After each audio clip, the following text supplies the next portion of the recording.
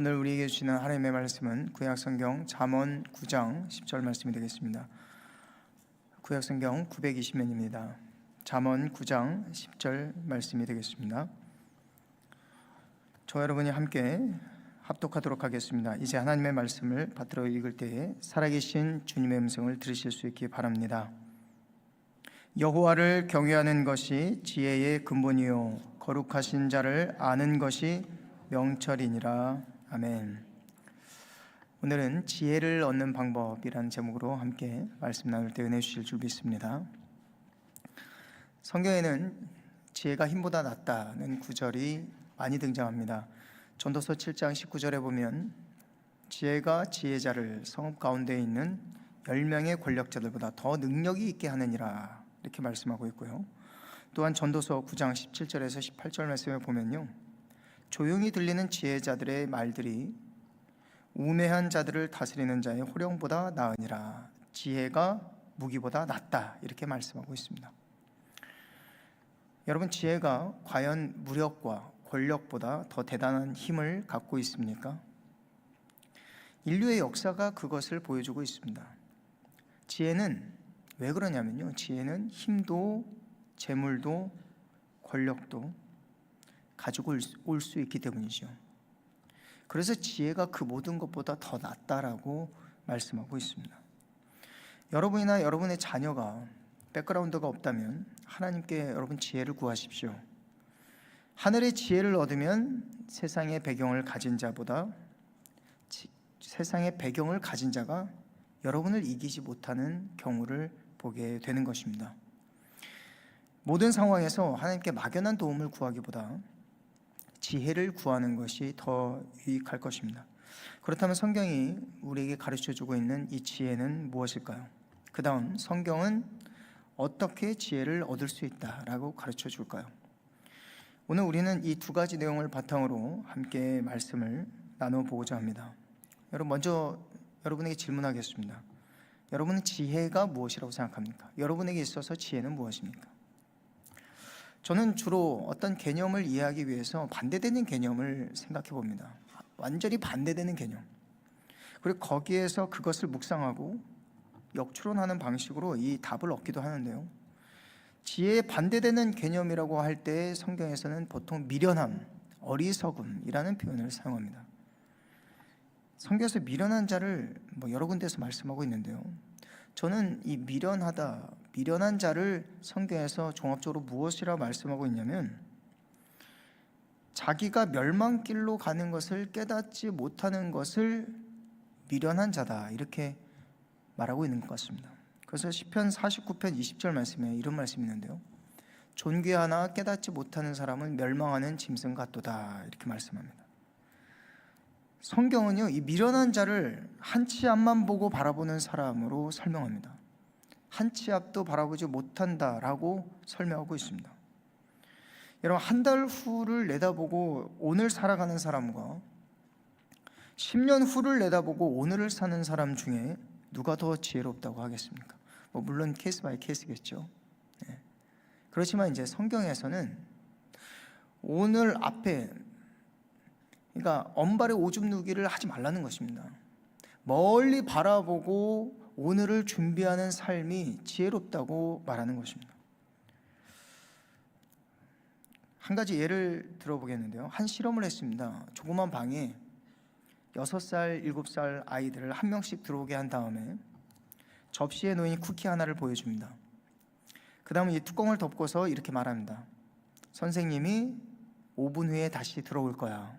선생님 돌아올 때까지 너가 쿠키를 먹지 않고 기다린다면 너에게 쿠키 한 봉지를 줄게. 이렇게 약속을 했어요. 그래서 이 말을 들은 아이들은 전부 고개를 끄덕입니다. 교대로 들어오는 방식으로 총 5명의 아이들이 이 실험에 도전했습니다. 어떻게 됐을까요? 몇 명이 성공을 했을까요? 궁금하죠? 모두 실패하고 말았습니다. 모두 실패했습니다. 무언가를 얻기 위해서 오늘 참고 인내하며 기다리는 사람은 이 실험에서 지혜롭다고 가정한다는 것입니다. 물론 지혜는 이 정도의 범주로 헤아리기에는 너무나도 광대합니다. 그 영역이 굉장히 광범위합니다. 특히 잠언 3장에서는요, 이 지혜를 창조의 능력으로 빗대어 설명하기도 합니다. 모든 사물을 꿰뚫어보는 이 종합적 지식, 그것이 바로 지혜라는 것입니다. 그래서 한마디로 지혜는 현재를 사는 우리에게 사물과 사건을 해석하는 능력이면서 나아가 미래의 영역, 그리고 우주의 영역까지 포괄하는 개념인 것입니다. 이 성경, 특히 잠언에서는 이 지혜를 굉장히 포괄적인 영역에서 설명하고 있습니다. 잠언이 특히 모사하고 있는 지혜라는 이런 것입니다. 그러므로 이 지혜가 있으면 모든 것을 가진 사람이 될 수 있고, 또 지혜가 없으면 가진 것을 모두 잃어버리는 사람이 될 수 있다라고 가르치고 있는 것입니다. 그렇다면 어떻게 우리는 진주보다 귀한 이 지혜를 얻을 수 있겠습니까?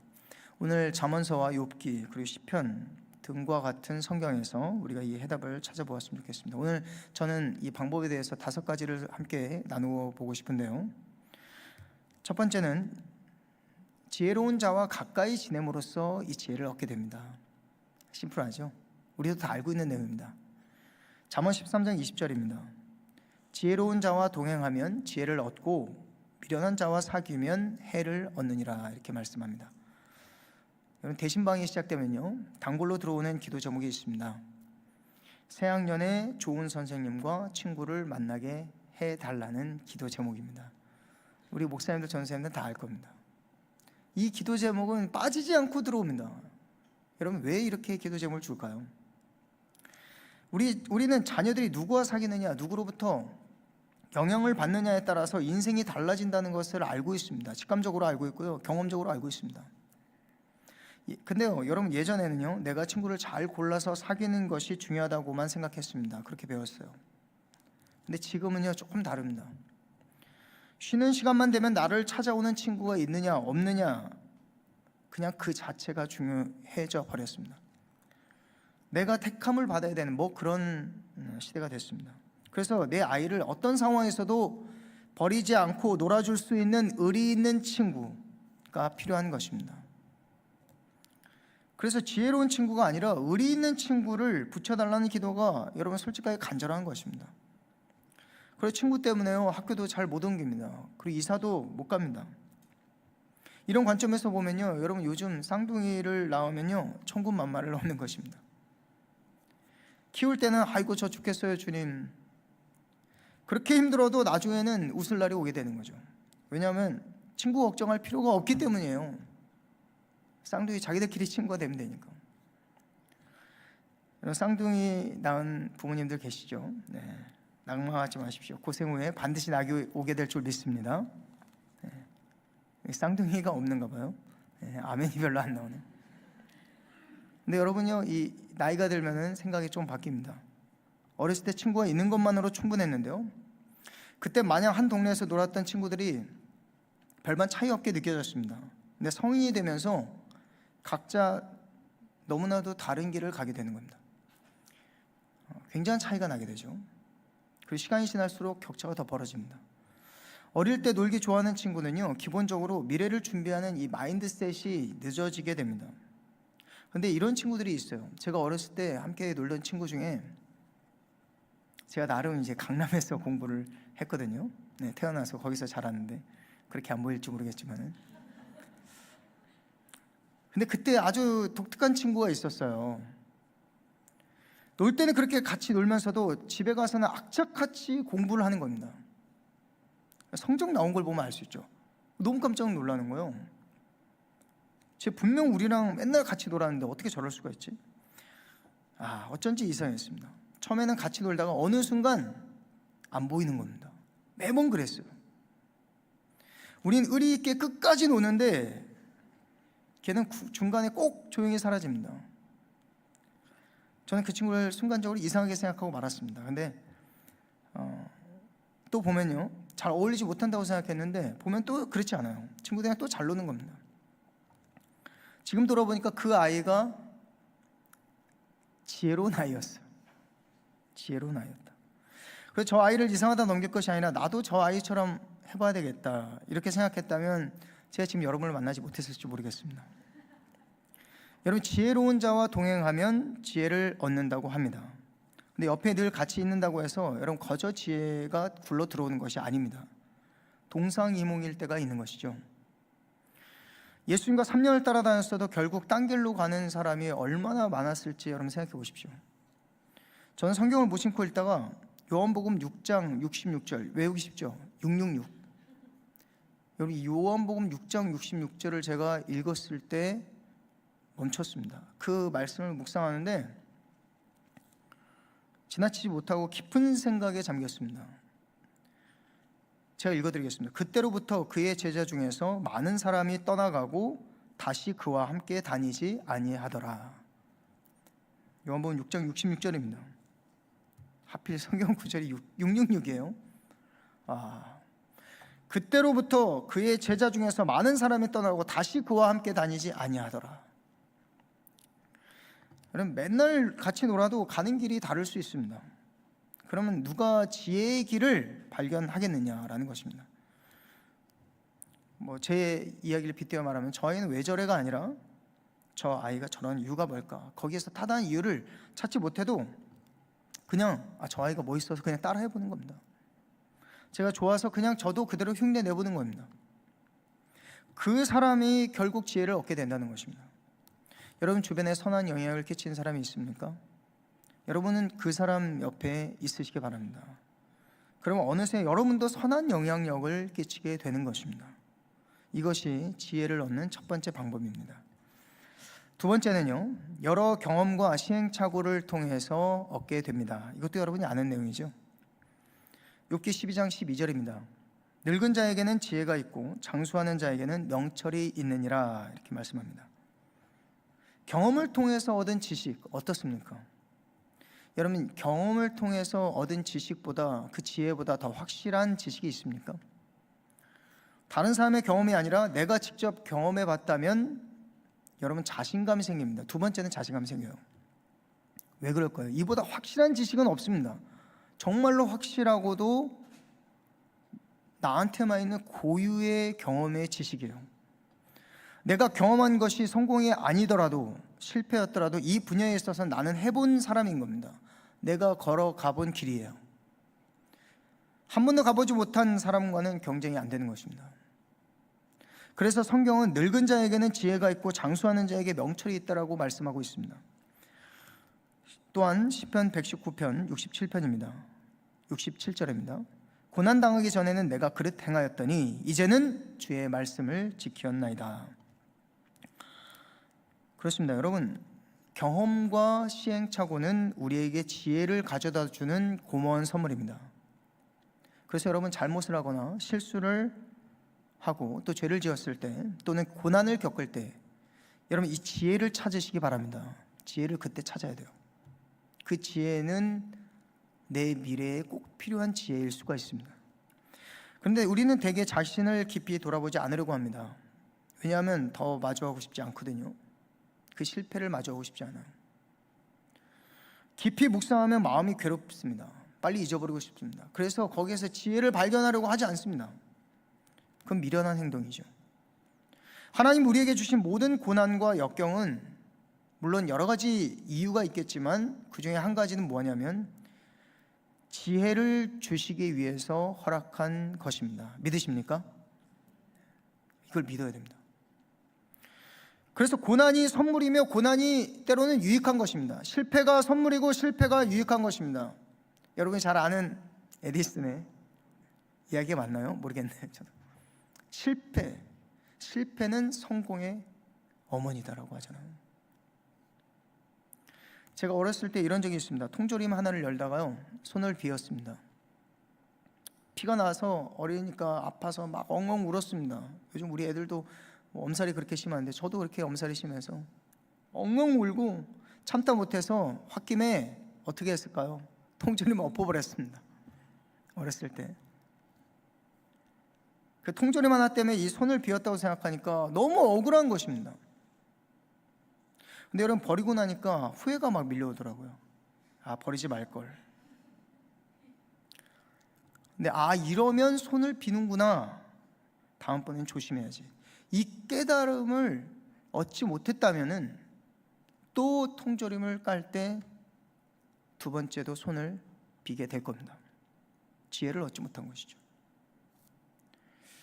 여러분이 시행착오를 통해 얻게 되는 지혜는 한 움큼 정도의 분량밖에 되지 않습니다. 그러나 그것은 여러분의 미래를 준비하는데 아주 요긴한 기초 자산이 될 것입니다. 이것은 내가 직접 경험한 거기 때문에 의심할 여지가 없는 확실한 지혜를 얻은 것입니다. 그래서 여러분, 실패를 하거나 시행착오를 겪었거나 여러분이 성공한 일에도 깊은 묵상이 필요합니다. 그리고 거기에서 여러분은 만족하지 말고 지혜를 얻으시기를 바랍니다. 그것이 두 번째 지혜를 얻는 방법을 성경에서 가르쳐주고 있습니다. 세 번째는요, 오늘 이게 제일 중요한데요, 하나님을 경외함으로 얻게 되는 것입니다. 여러분, 잠언 9장 10절입니다. 여호와를 경외하는 것이 지혜의 근본이다라고 말씀하고 있습니다. 여러분, 근본이다, 이건 시작이라는 의미를 가지고 있습니다. 반대로 어떤 의미를 줍니까? 여호와를 경외하는 것이 지혜의 근본이다. 여호와를 경외하지 않는 사람이 지혜롭게 되는 것이 시작부터 불가능하다라는 것입니다. 다시 말씀드리겠습니다. 여호와를 경외하지 않는 사람이 지혜롭게 되는 것은 시작부터 불가능하다. 이 말이 여기에서 나오는 것입니다. 왜냐하면 지혜는 오로지 하나님으로부터 나오기 때문입니다. 성경에서 말하는 지혜는 오로지 하나님으로부터만 나오기 때문입니다. 지혜는 하나님의 것입니다. 그래서 사람이 하나님을 경외한다는 것을 저는 이렇게 말하고 싶습니다. 매일 신본주의의 삶을 사는 것입니다. 신본주의의 삶, 하나님 중심의 삶인 것입니다. 이렇게 생각해 보겠습니다. 사람이나 세상을 두려워하는 마음이 나를 크게 흔들어서 하나님의 뜻과 성품도 말씀도 외면하게 된다면 인본주의의 삶이라 하겠습니다. 그러나 반대로 하나님을 두려워하는 마음이 매일매일 나로 하여금 크게 흔들리게 한다면 세상의 유혹과 시험에 흔들리지 않고 나는 언제나 하나님 중심의 결정을 하게 될 것입니다. 이는 내가 하나님 중심으로 의사결정을 하게 된다는 것입니다. 신본주의의 삶이죠. 그러나 하나님을 경외하는 자의 삶은 신본주의의 삶이며 그 사람은 언제나 하나님의 성품과 뜻과 그 말씀을 따라 길을 걸어가게 되는 것입니다. 이는 때때로 어리석어 보일지라도 일관성을 가지게 됩니다. 그리고 하나님의 의로우심과 선하심 그리고 자비하신 성품을 따르는 결정을 많이 하게 되죠. 악인은 반대로 대부분 인본주의적인 삶을 사는 방식입니다. 세속화에 깊이 젖어 있습니다. 세상의 중심에 있으면서 세상을 두려워하며 살아갑니다. 그들은 성경에서 바람에 나는 겨와 같다라고 말하고 있지만 하나님을 경외하는 자는 심지가 견고한 사람이다 라고 말씀하고 있습니다. 심지가 견고한 자는 어느 순간 아주 좋은 기회를 만나게 됩니다. 사람들은 결국 그런 사람 옆에 있고 싶어 하죠. 왜 그럴까요? 세상에 그런 사람은 흔치 않기 때문입니다. 그래서 하나님을 경외하는 것은 그 자체로서 자연스럽게 지혜를 방출하게 됩니다. 이는 하나님의 성품이 그의 삶 중심에 있으며 또 성경의 말씀이 그의 삶을 이끌어 가기 때문입니다. 하나님은 미래를 아시는 분이십니다. 그리고 지극히 선한 것을 계획하고 계십니다. 그분의 말씀을 두려워하는 자, 하나님을 중심으로 모든 것을 생각하고 계획하고 실행하는 자는 하늘과 땅의 모든 지혜를 얻게 되는 줄로 믿습니다. 네 번째입니다. 네 번째는 이 말씀을 묵상함으로 지혜를 얻게 되는 것입니다. 여호수아 1장 8절입니다. 이 율법책을 내 입에서 떠나지 말게 하며 주야로 그것을 묵상하여 그 안에 기록된 대로 다 지켜 행하라. 그리하면 내 길이 형통하게 될 것이며 내가 형통하리라. 죄송합니다. 내 길이 평탄하게 된다. 그죠? 평탄하게 될 것이며 내가 형통하리라. 여러분, 여기서 주야로 묵상하라고 가르쳐주고 있습니다. 형통하기 위한 다른 조건은 원천적으로 차단합니다. 형통하고자 한다면 오직 율법책을 주야로 묵상하여 그것을 지켜 행하기만 하면 되는 것입니다. 그것으로 충분하다라고 말씀하고 있습니다. 왜 그렇게 말할까요? 이것은 지혜가 이 율법책에 담겨 있기 때문입니다. 지혜가 여기 율법책에 담겨 있기 때문입니다. 그래서 말씀은 이 단단한 음식과 같아서 이 소화시키려면요, 항상 곱씹어야만 이것을 소화시킬 수가 있습니다. 놀랍게도 성경에는 여러분의 인생을 위한 아주 구체적인 계획도 담겨져 있습니다. 왜냐하면 성경은 인격적이시고 또 살아계시는 하나님이 오늘 나를 위해서 오래전에 여기에 적어 놓은 말씀이기 때문입니다. 이것을 믿지 아니하면요, 내가 말씀에서 지혜를 얻고자 하여도 오늘 인생의 해답을 얻기가 어렵습니다. 따라서 깊이 묵상한다는 것은 내 삶에 적용까지 파고들어야 한다는 것을 의미합니다. 이 말씀을 오늘 내 삶에 적용하는 데까지 가져와야 주야로 묵상하며 그것을 지켜 행하라가 되는 것입니다. 그럴 때 우리는 막연한 지혜가 아니라 실제적인 지혜를 얻게 되는 줄로 믿습니다. 다섯 번째입니다. 제가 보통 3대지로 하는데요, 오늘 이 다섯 번째까지만 하겠습니다. 다섯 번째, 간절히 찾고 구함으로써 얻게 되는 것입니다. 간절히 찾고 구함으로써 얻게 되는 것입니다. 야고보서 1장 5절 말씀입니다.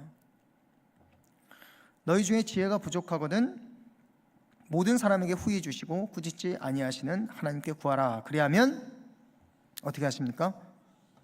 주시리라. 그렇습니다. 야고보서 1장 5절 말씀은 우리에게 이렇게 선언합니다. 아까 말씀드린 건데요, 지혜는 오로지 하나님의 것이다 라는 것입니다. 지혜는 오로지 하나님의 것이다. 반대로 세상은 참된 지혜를 제공하지 못하며 심하게 말하는 세상의 지혜는 미련할 뿐이다 라는 것입니다. 하나님 보시기에 너무나도 미련한 것이 세상이 자랑하는 지혜입니다. 또한 지혜는 내가 물을 주고 양분을 주어서 성장하게 하는 모델이 아닙니다. 지혜는 그냥 하나님이 주셔야만 얻을 수가 있으며 그냥 탑재시키는 것입니다. 그대로 탑재시키는 거예요. 물론 이제 지혜가 성장하기도 하죠. 근데 제가 이제 비유로 말씀드린 것은 성경에서 이렇게 말씀하고 있다라는 것은 지혜는 하나님의 것이고 구하는 자에게 하나님은 그것을 주신다라는 것입니다. 그런데요, 아무에게나 주지 않으십니다. 자녀에게도 그냥 주지 않으십니다. 오직 간절히 찾고 구하는 자에게 주신다라고 말씀하고 있습니다.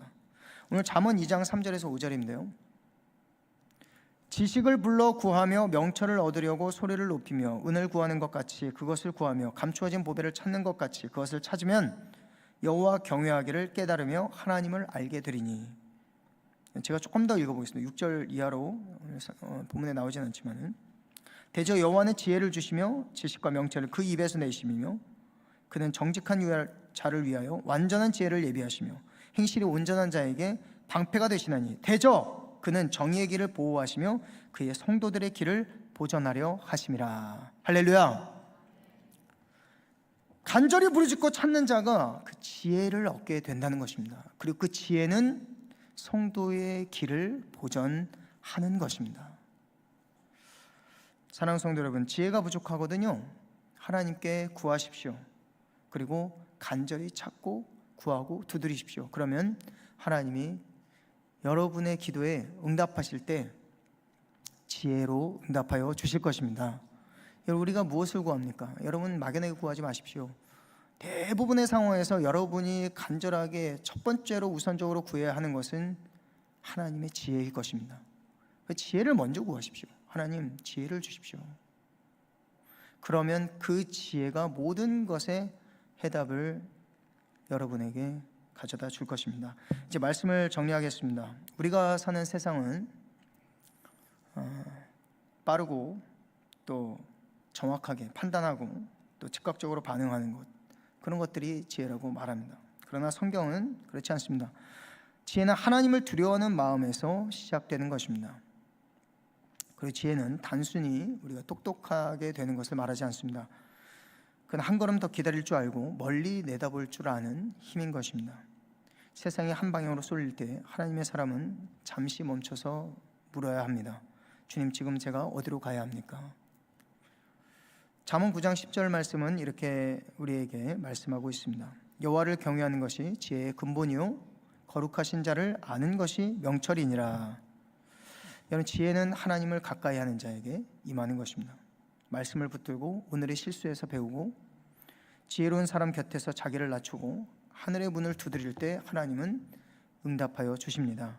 너희 중에 누구든지 지혜가 부족하거든 구하라 그리하면 주시리라. 지혜는 결국 하나님의 뜻을 선택할 수 있게 하는 힘인 것입니다. 그리고 그 지혜는 오늘도 지혜를 구하는 자에게 주어지는 것입니다. 그러므로 여러분 언제라도 염려하지 마십시오. 하나님은 여러분의 삶에 엉켜있는 실타래도 풀어내는 지혜를 갖고 계십니다. 지혜를 구하시면 여러분의 문제는 해결됩니다. 그리고 여러분 앞길을 평탄하게 그리고 형통하게 하는 열쇠가 주의 말씀에 있고 그리고 여러분의 기도 속에 주시는 그 지혜가 있는 것입니다. 여러분의 판단이 틀렸던 날에도 하나님은 역사하셨습니다. 그리고 여러분이 기도하며 걸어가는 그 길 위에 이 지혜를 채워 가실 것입니다. 때로는 우리의 실수도 그리고 우리의 실패도 사용하시는 분이십니다. 그리고 그것을 통해서 우리로 하여금 지혜를 얻게 하십니다. 그 지혜를 얻으면 우리가 걸어갈 길이 열리게 되는 것이죠. 여러분은 지금 어떤 선택 앞에 서 있습니까? 어떤 문제 속에서 길을 잃고 계십니까? 여러분이 하나님께 지혜를 구하시면 우리 하나님께서 여러분에게 필요한 지혜를 허락하여 주십니다.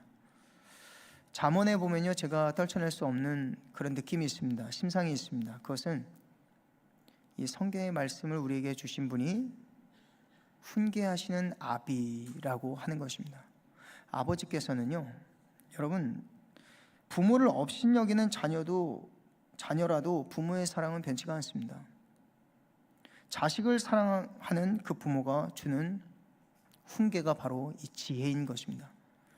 여러분, 그러므로 이 말씀을 정확하게 읽고 있는 저와 여러분은 그 말씀 속에서 나를 향한 살아계시고 인격적이신 아버지의 지혜의 말씀을 듣는 것입니다. 그 지혜가 여러분을 살립니다. 그리고 자녀를 세우고 인생의 길을 밝히는 등불이 됩니다. 그리고 하나님께서 반드시 여러분의 길을 지켜주실 것입니다. 여러분의 길을 형통케 하여 주실 것입니다. 기도하겠습니다. 좋으신 아버지 하나님 감사합니다. 하나님, 오늘 지혜를 얻는 방법에 대해서 우리가 함께 나눠보았습니다. 잠언 말씀, 우리에게 지혜를 구하라, 지혜를 얻으라, 지혜를 찾으라, 간절히 구하라 말씀하고 계시는데 우리는 엉뚱한 것을 구하고 있지 않습니까? 하나님, 늘 기도의 자리에 나와서 성령을 구하고 그리고 지혜를 구하게 하여 주시옵소서. 그래서 하나님이 주시는 지혜, 이 말씀 속에 있으며 또 주님께서 우리로 하여금 만나게 하신 그 사람에게 있고 그리고 하나님을 경외하는 우리 마음 중심에 있습니다. 그리고 하나님, 우리가 때때로 실패와 좌절과 낭망 속에서 그 진토더미 속에 지혜가 담겨 있습니다. 하나님, 언제 어느 때라도 하나님으로부터 우리가 지혜를 얻기를 늘 갈망하게 하시고 그 지혜로운 삶을 살아가게 하여 주시옵소서. 그래서 이 세상을 이기는 힘을 얻게 하여 주시옵소서. 예수님의 이름으로 기도합니다. 아멘.